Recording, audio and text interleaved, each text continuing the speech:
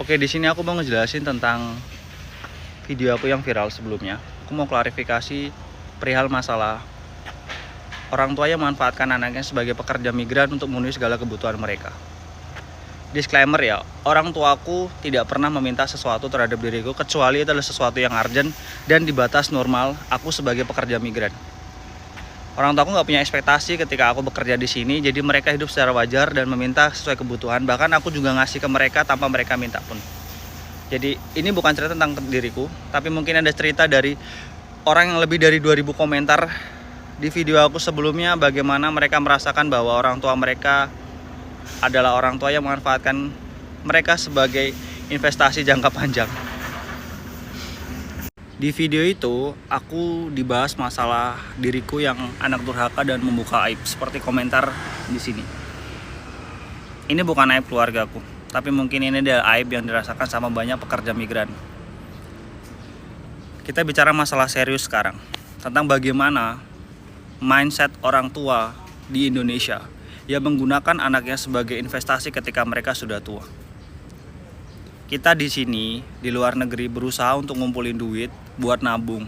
Tujuannya apa sih?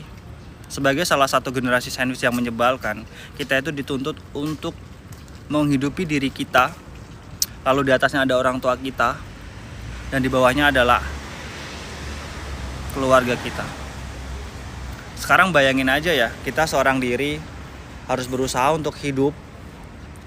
Lalu kita harus menjaga orang tua kita ketika mereka tua. Ketika kita kerja di luar negeri selama 5 tahun mungkin, orang tua kita tuh masih bisa kok bekerja. Suruh mereka kerja, jangan minta-minta. Kalaupun seandainya mereka tidak bisa bekerja dengan baik, seharusnya mereka tidak pengen beli ini tuh. Beli tanah yang luas, bangun rumah, beli motor. Buat apa? Buat menjaga image, supaya terkesan, wah anaknya kerja di luar negeri. Lalu ketika kita pulang bagaimana? Uang yang seharusnya kita pakai untuk investasi, kita beli tanah, membuat usaha, habis. Cuman buat apa? Budaya konsumtif yang menyebalkan yang terjadi sama kehidupan masyarakat Indonesia. Ujungnya apa? Ya rantai kemiskinan itu. Seharusnya ketika kita kerja di luar negeri, kita tuh bisa memutus rantai kemiskinan. Jangan kita bicara masalah anak yang beradab dan anak yang durhaka. Kita bicara tentang masa depan kita. Ketika orang tua kita, alhamdulillah sampai tua, orang tua itu bakalan sakit. Aku adalah salah satu anak yang tahu bagaimana ibuku merawat nenekku dalam keadaan miskin. Susahnya seperti apa? Makan seadanya, berobat cuman beli di apotek, bahkan tidak mampu. Cuman beli obat-obat biasa di warung. Kalau kalian tidak ada di posisi generasi sandwich yang dimana kalian itu hidup enak, berkecukupan, dan kalian dapat duit dari orang tua kalian, seharusnya kalian tidak perlu berkomentar terlalu panjang. Kalian gak tahu bagaimana kami, si anak miskin yang berusaha kaya atau setidaknya naik level, harus menuruti orang tua kami yang kesulitan, kepengen ini itu. Ini ceritanya panjang, entah kalian mau dengerin atau tidak, tapi tolong, ketika orang tua kalian sudah beli sesuatu yang nyeleneh, kasih tahu. Kalau kita sudah pulang dari luar negeri, kita nggak punya banyak uang. Uang yang seharusnya kita pakai untuk usaha kita habis cuman buat kebutuhan secara konsumtif. Mau sampai kapan mindset kayak gitu dipertahankan? Aku punya cerita yang sedikit menyakitkan terjadi sama aku dan orang tua aku ketika aku awal kerja di Korea. Tapi aku nggak akan ngejelasin itu kecuali video ini bakalan viral atau lebih dari 100.000 orang yang nonton. Aku bakal jelasin dan aku bakal ngasih rentetan bagaimana aku menyelesaikan masalah konsumtif keluargaku, masalah pemikiran keluargaku yang kolot, dan berusaha untuk jadi sesuatu yang lebih baik. Dan syukur alhamdulillah mungkin ini bisa dikatakan aib, tapi aku bakalan sharing. Kenapa? Karena